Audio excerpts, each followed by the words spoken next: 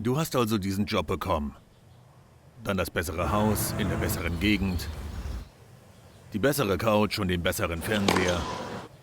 Hast von der Fadenzahl gehört und sie erhöht, Präzisionsmesser für dich entdeckt und gelernt, was Canapés sind, einen Personal Trainer engagiert, ein Kopfteil für dein Bett gekauft und angefangen, deinen eigenen Kaffee zu mahlen. Du mähst nicht nur, du veredelst. Du wäschst nicht nur, du polierst. Dein Haarschnitt ist der gleiche, kostet aber doppelt so viel und ist somit besser. Und während du dich in deinen schicken Hausschuhen mit einem Craftbier in der Hand zurücklehnst, wird dir klar, du weißt, wie besser schmeckt, aussieht, sich anfühlt und fährt. Aber wie klingt besser?